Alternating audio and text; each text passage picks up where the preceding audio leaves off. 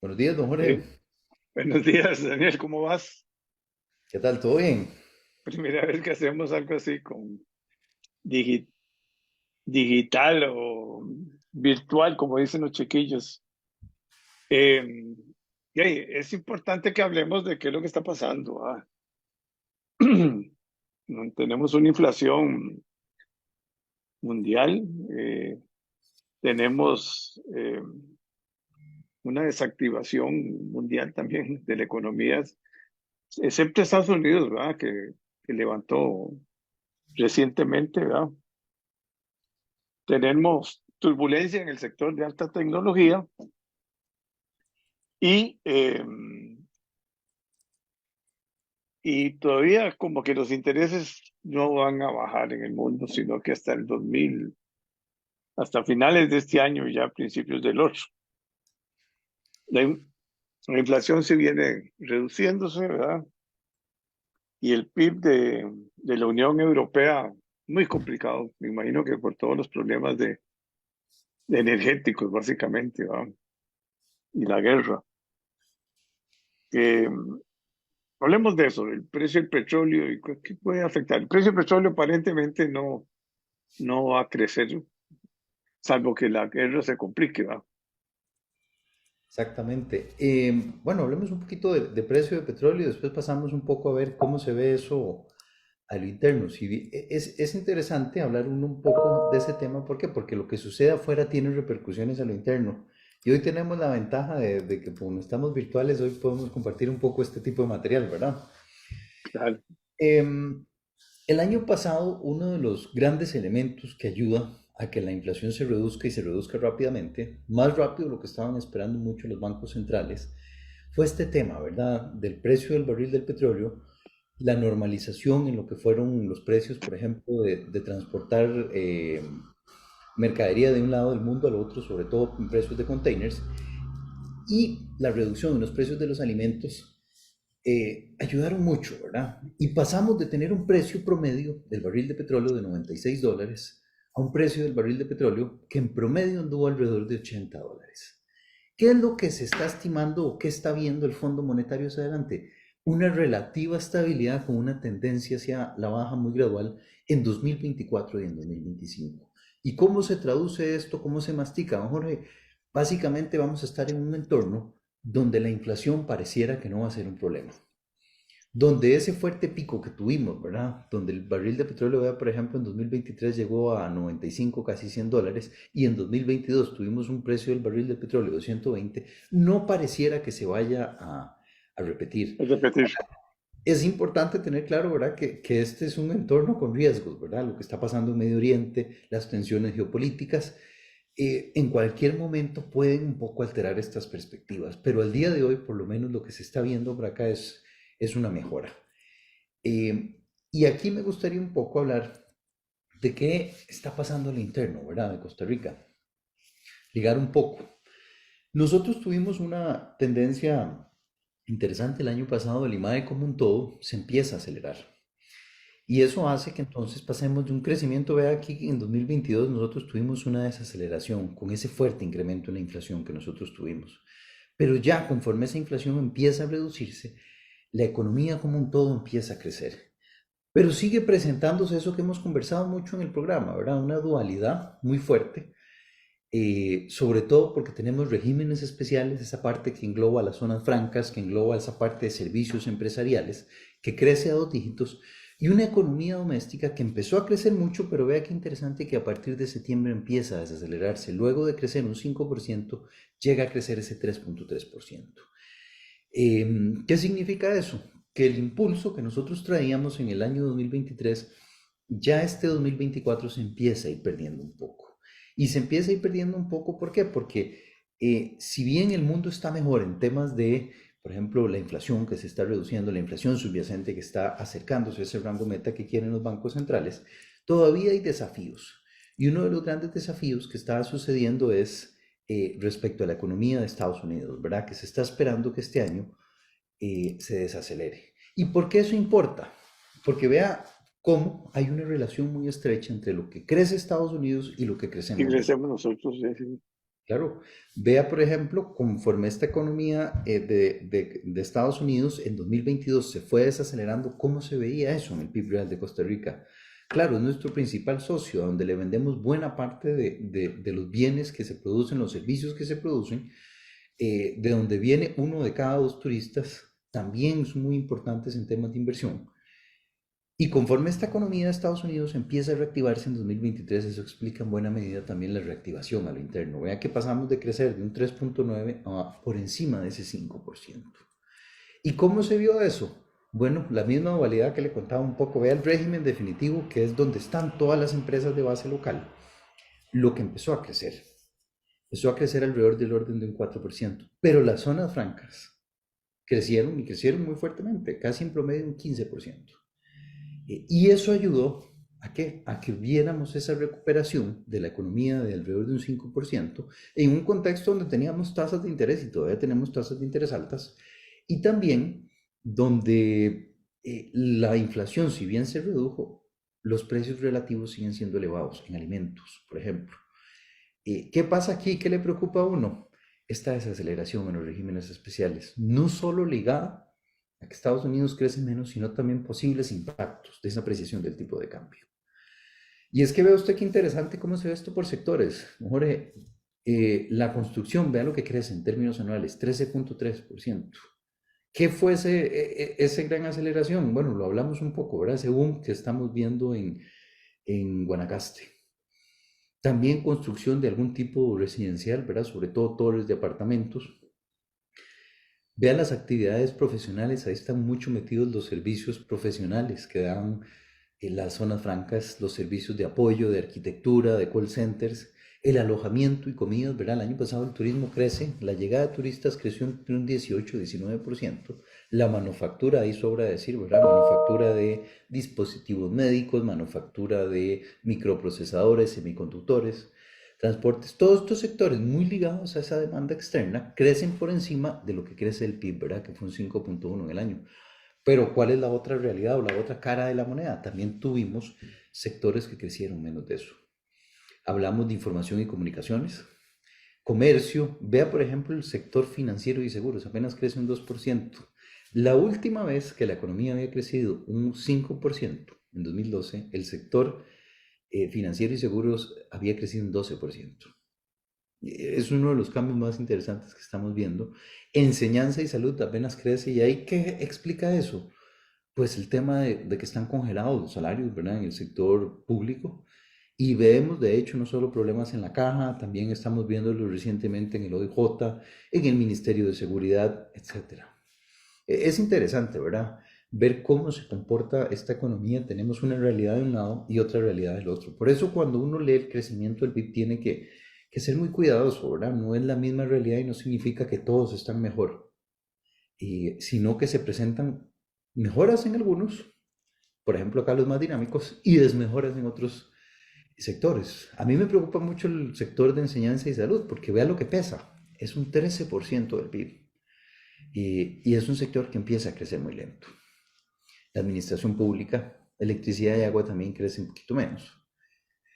Y acá ese es un gráfico interesante que nosotros nos gusta hacerlo porque uno puede ver el PIB creciendo, pero realmente la variable que hoy en día deberíamos ver es lo que se llama el ingreso nacional. Y es que el ingreso nacional, si bien el PIB real lo que mide es toda la producción del país, el ingreso nacional lo que mide es qué es lo que le queda efectivamente a los residentes. Y lo que le queda efectivamente a los residentes le permite a uno decir cuál es esa capacidad de gasto que tienen ellos. ¿Y qué significa que estas barras vayan creciendo? Que tenemos un PIB que crece, pero lo que le queda a los residentes es cada vez menor. ¿Por qué? Porque estas barras que usted ve es una brecha. Entonces tenemos un PIB que hoy crece más y uno pensaría que puede estar muy ligado a lo que vimos desde el 98 en la economía. Dos realidades, ¿verdad? En su momento se hablaba de un PIB con Intel y un PIB sin Intel. Hoy se habla también de que tenemos un PIB que crece mucho por lo que pasa en esos regímenes especiales, pero lo que le queda entonces a las personas residentes es muy poco. Y es que hemos tenido transformaciones estructurales, el nearshoring, lo que han crecido las zonas francas en los últimos 5 años. Vea, por ejemplo, pasaron de emplear 108.000 personas a 187.000 personas. un Intel que nuevamente inicia otra vez producción, una fuerte recuperación del turismo, un régimen especial, es decir, esa parte que carbura muy rápido ya pesa un 15% prácticamente, cuando en el pasado pesaba un 9,3%, ¿verdad? Antes de la pandemia. Eso es un crecimiento estructural muy fuerte. Pero también tenemos particularidades, particularidades que a uno le preocupan. ¿Cómo es posible que crecemos un 5% en términos de producción, pero la población ocupada casi cae en 100.000 personas, ¿verdad? Es un crecimiento muy raro porque es un crecimiento que no crea empleo, es un crecimiento que no baja pobreza, es un crecimiento que no permite mejorar el tema de seguridad. Y, y esto es parte de lo que estamos teniendo ahora, ¿verdad? Aparte de la dualidad económica, estamos teniendo una realidad donde la economía crece, pero ese crecimiento es insuficiente para atender una serie de problemas. Y por eso a veces cuando uno ve el tema de que sí, la tasa de desempleo prácticamente se redujo en la mitad, que es ese gráfico de la izquierda, se redujo de una forma pues muy poco deseable, ¿verdad? Y es como, yo puedo querer bajar de peso si me quito un brazo. Sí, sí, es una forma de bajar de peso, pero no es la forma deseable. ¿Y qué le está pasando a los hogares? Los hogares tienen una situación complicada. Estamos hablando de años donde el ingreso promedio mensual de los hogares está estancado. estancado. Véalo acá. El ingreso Ujú. promedio mensual de los hogares se estimaba en 2013 en 1 millón. Digamos que 1.010.000. Hoy estamos en 2023, 10 años después, 1.050.000. Que no Prácticamente, valen lo mismo, ¿va? prácticamente lo mismo. Pero Sí, vea usted qué interesante qué ha pasado con los con las hogares. deudas. Las deudas han ido incrementando. ¿Y por qué uno saca la deuda promedio por miembro de la PEA? Porque realmente estas son las personas que tienen acceso al sistema financiero, acceso a una deuda. Y en un contexto que yo le presentaba, donde los ocupados son menos, o sea, las personas que están trabajando son menos, eh, esto es poco deseable. ¿Por qué? Porque cada vez hay menos personas en el hogar trabajando y quiere decir que ese ingreso que están recibiendo, que es un ingreso no variado en los últimos 10 años, está sosteniendo más cargas, ¿verdad? Tiene que estirarlo uno más. En el tema fiscal ha sido interesante también. En el tema fiscal, uno diría, si la economía estaba creciendo, lo que estaba creciendo, los ingresos fiscales normalmente van creciendo en línea con la economía, pero no. Los ingresos totales se desaceleraron, los ingresos tributarios también. Vea que mientras la economía estaba creciendo por encima del 5%, los ingresos tributarios apenas son 2,5%. Y eso tiene que ver porque hubo una menor recaudación de ingresos y utilidades, una menor recaudación por tema de importaciones, un IVA, y el IVA, pues es un buen proxy de actividad económica, ¿verdad? La gente, uno puede ver, estar viendo qué es lo que gasta. Y, y eso se desacelera. Y aquí yo creo que uno de los componentes que uno no puede subestimar es el tema del impacto de tipo de cambio. Quiero recordar que muchas empresas, por su naturaleza, tienen ingresos en dólares y a la hora de colonizar em, esos ingresos se ven más pequeños. Le pongo el ejemplo, si usted tuvo una apreciación o una caída del tipo de cambio 15% y usted vendió un 10% más el año pasado en dólares, a pesar de haber vendido un diez por Bajó, ciento más en dólares, los ingresos en bajó. colones bajaron. ¿Y eso qué significa para Hacienda? Significa menos ingresos. Le cuento que en el informe de política monetaria fue interesante porque Hacienda reconoce que pierde alrededor de 105.000 millones. Y eso es algo que en el neto uno lo que le da a entender es, bueno, sí, pudimos haber tenido una coyuntura fiscal favorable en un tema, pero el tipo de cambio, a pesar de que reduce el stock de deuda, a pesar de que reduce el pago de intereses, tiene impactos en los ingresos. Y a mí sí me preocupa, porque por un lado usted está favoreciendo deuda, pero por otro lado está descuidando caja. ¿Qué significa que los ingresos sean menores este año? Que los adelantos de renta que va a recibir Hacienda este año van a ser menores. Y eso lo pone en una situación compleja, Problema de cajo. totalmente. Y uno tiene que recordar algo. Las reformas fiscales también se empiezan a desgastar en el tiempo. La gente empieza a evadir, la gente empieza ahora a preguntarle más a uno lo que escuchaba uno antes, ¿querés o no factura? ¿Verdad? ¿Eso qué significa? Hay menos ingresos para Hacienda. Y ya esta reforma que nosotros hicimos en el 2018 está acumulando 5, casi 6 años. Y eso significa pues que también empieza a perder efectividad. Ya los ingresos no van a seguir creciendo en la misma magnitud. Ahora, Hacienda tiene todavía, a pesar de esta situación, una situación favorable, ¿verdad? Tiene depósitos bien altos en colones, depósitos bien altos en dólares, ya pagó salario escolar, ya pagó aguinaldos. Claro, mucho de esta plata en la bolsa es gracias ¿a qué? A la colocación de eurobonos, a los créditos con organismos multilaterales. Pero eso Que qué no, significa. que no debe haber, nosotros no nos deberíamos haber endeudado tanto, pero bueno, No, y estamos en un estamos contexto, con un exceso de dólares y parte de eso es los benditos eurobonos, ¿verdad? parte de Y esos otros, eurobonos. Y hay que recordar algo, si nosotros el tipo de cambio no hubiese bajado en la magnitud que lo hizo, el valor de la deuda que hoy tendríamos hubiese sido mayor con el que habíamos cerrado en 2022. Eso es un dato interesante, ¿verdad? Porque mucho de lo que le pasó al tipo de cambio ayudó también a que ese stock de deuda fuera más pequeño, ese pago de intereses fuera más pequeño y, y bueno, pero, eh, pero la deuda, corregime, la deuda externa no es tan alta como la interna es mucho más alta, ¿verdad? La nosotros de tenemos, colones, sí, pero nosotros, exactamente, ahí es el punto que uno tiene que tener muy claro. Nosotros somos de los pocos países que tienen la particularidad que tienen deuda interna en dos monedas. Nosotros tenemos deuda interna en dólares y deuda externa, que por supuesto la externa siempre es en dólares. ¿Qué pasa? Que la externa tal vez no es tan alta, pero cuando usted une toda la deuda denominada en dólares, sí es alta. Nosotros de toda la deuda del gobierno central, cerca de sí, un claro, 40%, subió, ¿no? Sí, cerca de un subió. 40% es en dólares. Entonces, lo que le pasa al tipo de cambio tiene repercusiones sobre la deuda. Si el tipo de cambio sube, la deuda sube. Si el tipo de cambio baja, eh, pues la deuda se hace un poquito más chica. Y eso, pues, es parte de lo que explica un poco detrás lo que está sucediendo con la situación de las finanzas públicas.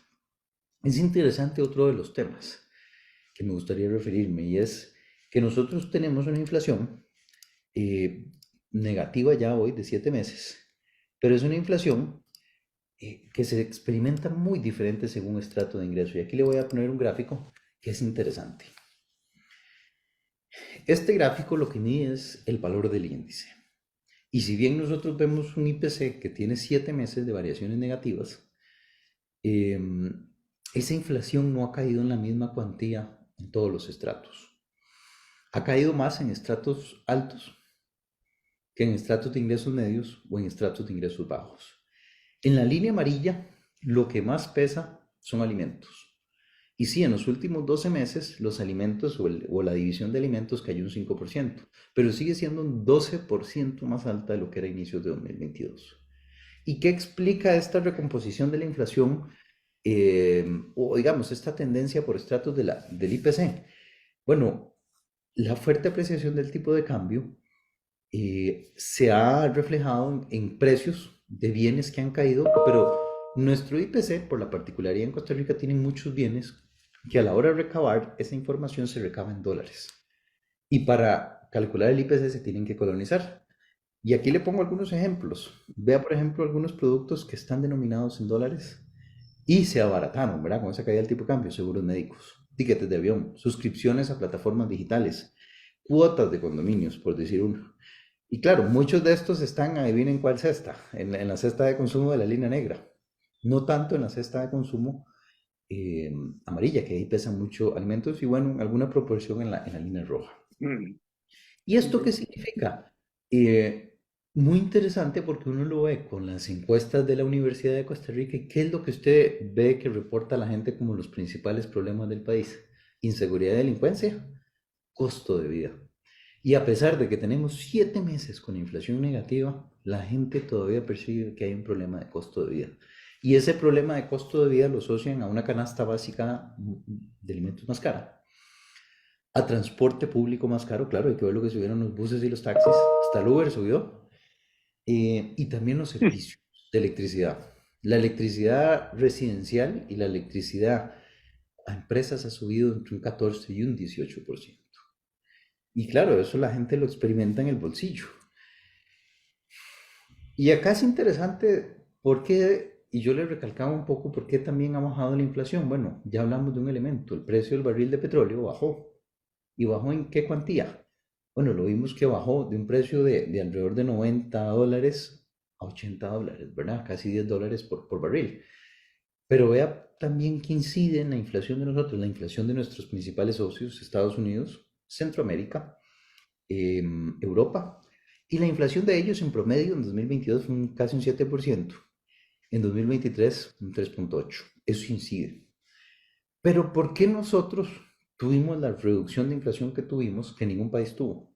Bueno, pues tuvimos la caída de tipo de cambio que ningún país tuvo. Y acá se ve que, aunque no es el único factor que incide en la caída de la inflación, es un factor que está relacionado. Y vea aquí, por ejemplo, la correlación cuando el tipo de cambio iba subiendo y el IPC también, y cuando el IPC empezó a caer, ¿verdad? Ese es un elemento interesante. Y es que el mundo está viviendo una crisis que se llama la crisis del costo de vida. Esa crisis del costo de vida está asociada desde la pandemia a un elemento que fue en un contexto de la pandemia, los precios de los alimentos, que lo vemos aquí a la izquierda, crecieron muy rápidamente. Los precios de la energía también subieron muy rápidamente. Y con la pandemia se empiezan a dar cambios estructurales. Gente que sale de algunas áreas laborales, gente que no logra emplearse, países que crecen menos, aumenta la desigualdad, aumenta la pobreza. Y eso por eso es que hemos estado viendo que en muchas partes del mundo hay como mucha, llamémosle tensión o conflictos sociales, ¿verdad? Este es uno de los elementos detrás, esa crisis del costo de vida. Subieron mucho los precios, los salarios, los ingresos, esas rentas que percibían las familias y las empresas se quedan rezagadas. Otro tema interesante, las tasas. ¿Por qué si tenemos 7 meses con la inflación negativa, las tasas siguen tan altas? ¿Por qué si las expectativas desde mayo de 2023 están en el rango meta, las tasas siguen el valor que es? Y es que es interesante porque nosotros ya no somos el único banco que ha bajado su tasa de política en Latinoamérica. Fuimos tal vez el primero, pero hay otros bancos que se están moviendo más rápido y están bajando la tasa mucho más rápido que nosotros. Y la pregunta es, ¿por qué nosotros empezamos tan rápido y luego nos detuvimos? Vea que inclusive Chile, y aquí lo veo uno en la línea verde, ya ha bajado casi su tasa de política muy cercano a lo que lo hemos bajado nosotros. Pero Chile tiene una diferencia. Chile todavía tiene una inflación de cerca de 4%. Nosotros tenemos 7 meses con una inflación negativa. Y esto tiene que ver mucho con un tema, que es ese diferencial de tasas que tenemos nosotros. Tasas en dólares, tasas en colones. Y ese premio por invertir en colones que en algún momento fue muy positivo y hoy es negativo. ¿Y qué significa ese premio? Ese premio básicamente es lo que se gana uno por tener plata en colones, invertida o ahorrada. Pero el banco menciona una preocupación y es que el hecho de que este premio sea negativo desincentiva que las personas sigan ahorrando, sigan invirtiendo en colones. Y ahí uno de los riesgos que ellos hablan es una dolarización de algunos portafolios.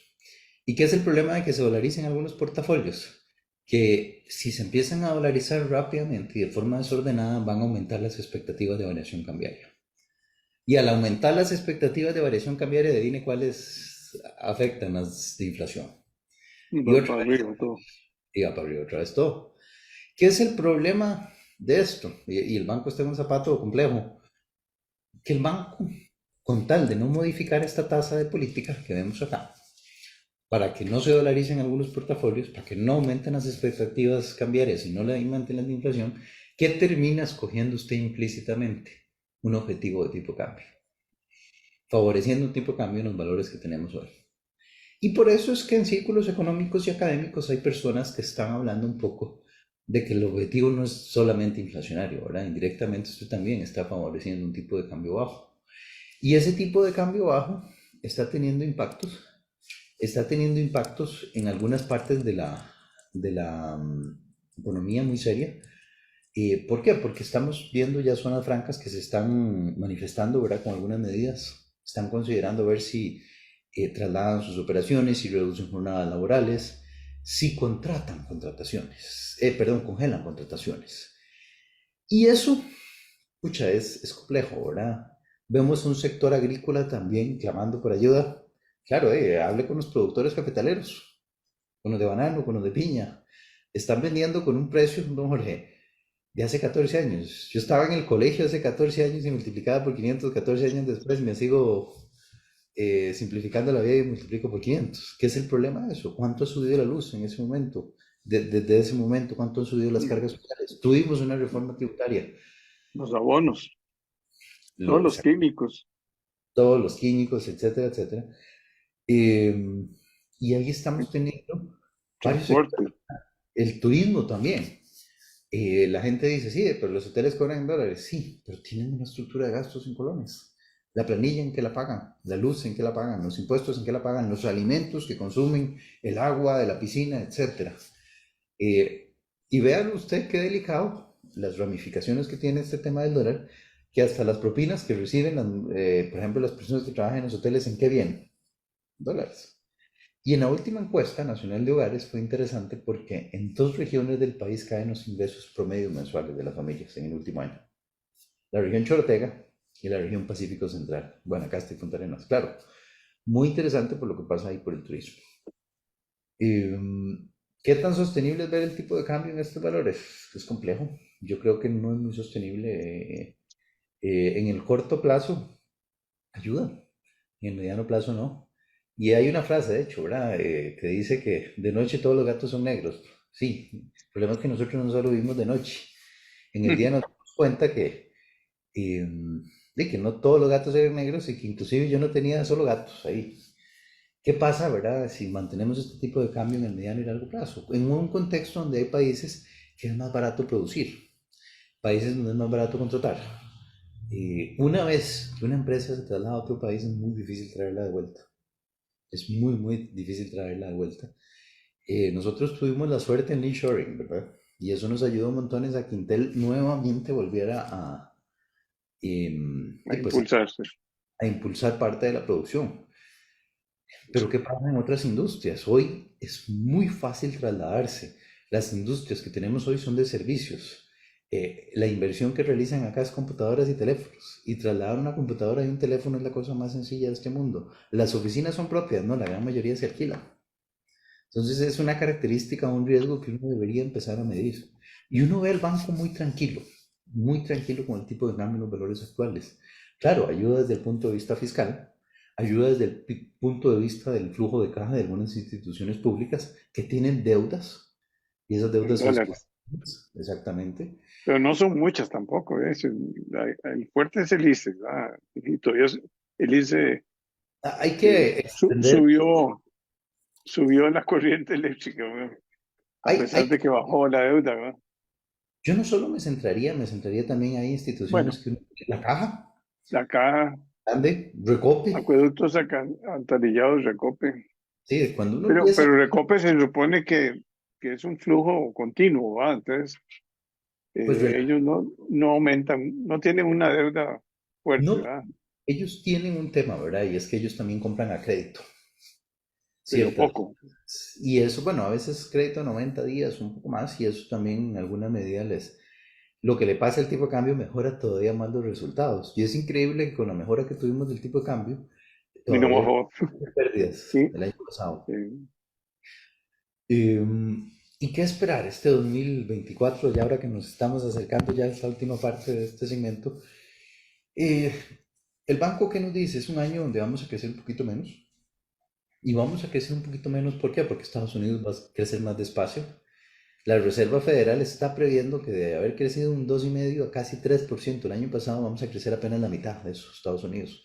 ¿Por qué? Porque las consecuencias de haber bajado la inflación en Estados Unidos, ese fuerte aumento en las tasas de política, esas mayores cuotas que están pagando las personas por hipotecas, ese desahorro que hicieron las familias se va a sentir con más fuerza este año, ¿verdad?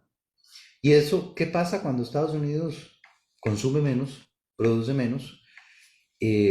Pues adivine quién también vende menos y produce menos, nosotros. Y eso se ve. En una situación donde las familias tienen menos que gastar, bueno, tal vez no viajan tanto, no van a venir a Costa Rica, que nos estamos, por cierto, vienen a Costa Rica y sienten, uno nunca escucha a un extranjero decir qué barato Costa Rica, ¿verdad? Y ahora menos. El que vino hace 14 años y viene hoy va a decir, pues estamos con los mismos precios un poquito más. Y estamos también en un contexto con algunos desafíos que le damos. La creación de empleo, yo creo que este año ver que los ocupados crezcan es difícil. Yo creo que podemos seguir viendo esa tendencia de reducción en los ocupados. Una situación fiscal relativamente estable, con tal vez algunos señales de empezar a ya no mejorar tanto como lo había hecho en el pasado. Un tipo de cambio que parece que se va a mantener bajo. Y eso sigue poniendo desafíos. Como le decía, la apreciación del tipo de cambio en los últimos 2 años es un 25%. Pucha, para una empresa que sus ingresos a la hora de colonizarlos caigan un 25%, cuando los gastos subieron en un buen tanto en los últimos 2 años, es complejo, ¿verdad? ¿Cómo seguir operando? ¿Y cómo hacen las empresas? ¿Cuál es el factor a veces más fácil que pueden ajustar dentro de su estructura compleja? El factor trabajo. Despiden gente. ¿Dónde le ofrece usted posibilidades a esa gente de colocarse después? Vea la Standard Fruit Company, que en semanas anteriores despide 111 colaboradores. ¿A dónde los vas a emplear? Ese tipo de cosas yo creo que el banco no ha hecho tal vez la debida diligencia de verla, de sentarse a conversar efectivamente. Y ese es parte de los desafíos de la política, ¿verdad? A veces en el libro de texto se ven unas cosas, en la mente de uno está muy claro, pero en la calle son otros 100 pesos, ¿verdad? Y realmente entender lo que están pasando todos estos sectores, las familias. Yo siempre les pongo el ejemplo, ¿verdad? Del asalariado en una zona franca que gana $1,000. Ganaba en 2022 648,000 y gana 520,000. En un contexto donde los precios subieron. ¿Qué hace esa persona? ¿De dónde saca esa diferencia de ingresos? Es muy complejo, ¿verdad? La situación que estamos heredando. Tasas que todavía seguirán un poquito altas y un crédito que va a seguir mostrando también una dualidad. La gente hoy está demandando más dólares que colones. Y claro, esto es un mercado de cuotas. La gente se fija en la cuota más baja y hoy la cuota más baja es dólares. Y bueno, con desafíos o riesgos Y todavía creen que va a bajar el dólar. y todavía cree que va a bajar el dólar. O sea que el colón es más fuerte que el dólar. Exactamente. Y tenemos un tema más. Desafíos que estamos teniendo que tienen costos en las empresas y en las familias. ¿Cuánto nos cuesta la inseguridad? ¿Cuánto nos cuesta la delincuencia? ¿Cuánto le cuesta a una empresa ahora tener que tener más guardas? Tener un sistema de alarmas. ¿Verdad? Ese tipo de cosas son costos ocultos, pero le ponen todavía más presión a las empresas y a las familias. ¿Por qué no? Pero en fin, eso es parte de lo que estamos viendo este año, por lo menos, y uno esperaría que ojalá el año dentro de todo transcurra. No creo que sea un año de crisis, pero no será un año excelente.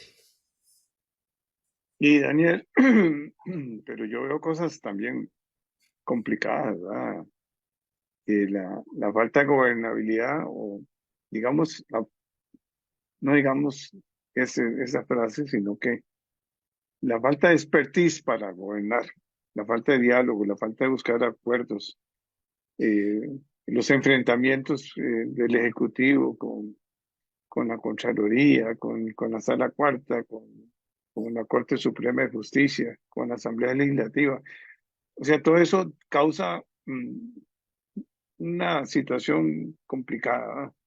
Cuando Eso uno, suena cuando uno, bien como discurso político a veces, pero aquí no estamos para discursos políticos, aquí estamos para los problemas sociales de Costa Rica y no hemos atacado los problemas sociales. hay un, Yo entro- ahí hay un tema, Jorge, y es que estamos ya entrando casi al tercer año de gobierno.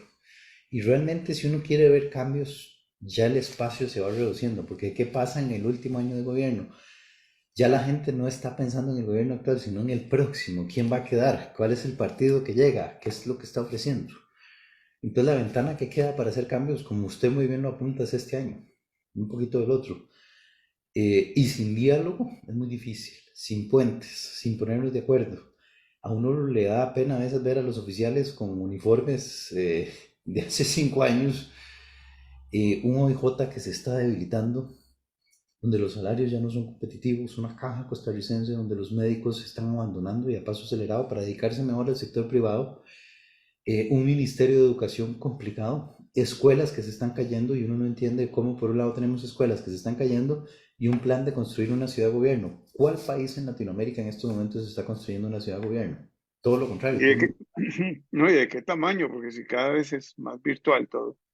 Exactamente. ¿Y, ¿Por qué no y para trabajar qué? ¿Quién Porque, trabaja? ¿Para qué exacto, vas a hacer ese montón de edificios ahí? Es que el mundo cambió totalmente, ¿no? el mundo cambia y eso es parte de los retos que nosotros estamos viendo, ¿verdad? Eh, Tal vez a veces proyectos que suenan muy bien, pero cuando uno ve la realidad económica y tal vez los temas más urgentes ahí no estamos tal vez dándole toda la atención que deberíamos.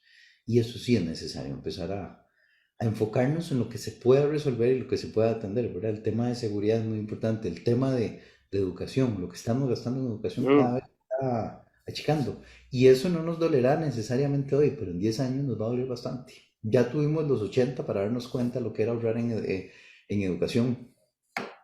Vamos a repetir no, eso. pero no solo ahorrar, sino mejorar la competitividad y la productividad del MEP. Total. La situación tan complicada que tenemos en la caja, que cada vez se hace más inmanejable también.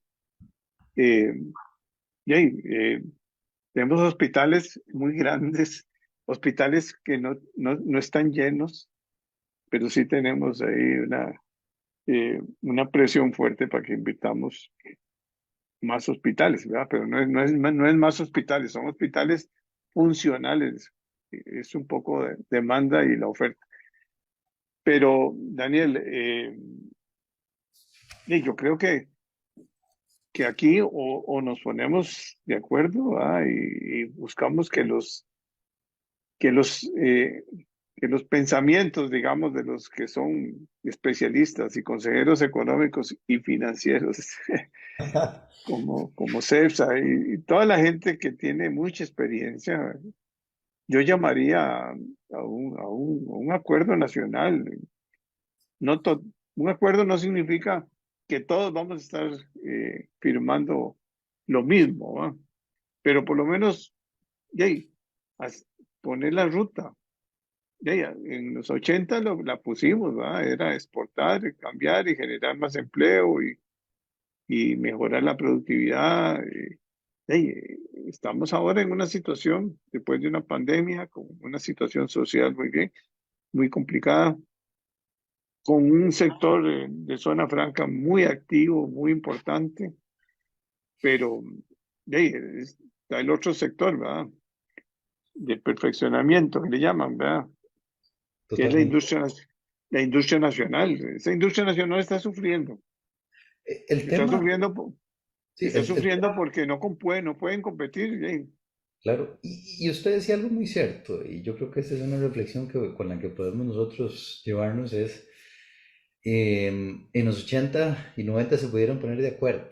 Yo creo que en los últimos 2 años, un poquito más, lo que hemos estado es viendo mucha fragmentación, mucha división, el empleado público contra el empleado privado, el empresario contra el trabajador. Y realmente eso complica mucho las cosas. Y a veces si uno ve lo macro, que es más lo que une, ¿verdad? El bienestar es un tema generalizado. En vez de dinamitar puentes, más bien crearlos, eso ayuda mucho. Y es parte, yo creo, de la tarea que está pendiente de hacer. Si seguimos en esa polarización, en ese descontento, no llegamos a ningún lado. Ya tenemos ejemplos en muchos países para verlo. Y es parte del reto que nosotros tenemos hacia adelante, de ¿No? empezar. ¿Cómo Y unimos más, lo que se ha fisurado? y más con la violencia que tenemos, o sea, con el narcotráfico presente en prácticamente una parte importante del territorio. Totalmente. Eh, y eso lo visualiza también el que va a invertir, ¿verdad? No solo el tipo de cambio y los costos, la mano de obra que ofrece Costa Rica, ¿sí? Y la especialización, porque ya no es mano de obra sencilla, ¿no? Que es una mano de obra distinta. Ya un INA, que no puede estar desarrollando técnicos en arreglar carros de, de otra generación totalmente, ¿va? Totalmente, de acuerdo. Tiene que pensar ya en carros electrónicos con una complejidad más grande, con baterías, con carros eléctricos ya echando al mercado. En fin, Tareas hay pendientes ahí. muchas, hay muchas agendas, ¿verdad? Eh, abiertas. Yo en el programa del Reto Siglo XXI Ahora estoy tratando de hacer un resumen de las 500 conversaciones que he tenido en cuenta con vos y gente muy capaz y muy objetiva, porque aquí es la gente importante es que Costa Rica tiene que preocuparse por las grandes, por los grandes retos que tenemos. Dejémonos de estar en ese enfrentamiento político, que no es político, es politiquería. ¿Ya? Ya no nos preocupemos tanto de esas cosas. Ya los medios de comunicación tienen que llamar también la atención a que haya esa apertura. Eh, pero Daniel, lo felicito al grupo CEPSA, siempre un Muchas gran gracias. cariño. Los vi nacer, así que me siento feliz, casi que fue los primeros alumnos, porque uno aprende con ustedes. Y no sé si tenemos algo más ahí para agregar. No, yo diría que por hoy abarcamos una agenda bastante amplia y muchísimas gracias más bien por la invitación y en lo que podamos, usted sabe que desde CEPSA a la orden. Bueno, encantado de saludarte y me saludas a todos por allá. Un Claro que sí. abrazo. Un abrazo, que esté muy bien.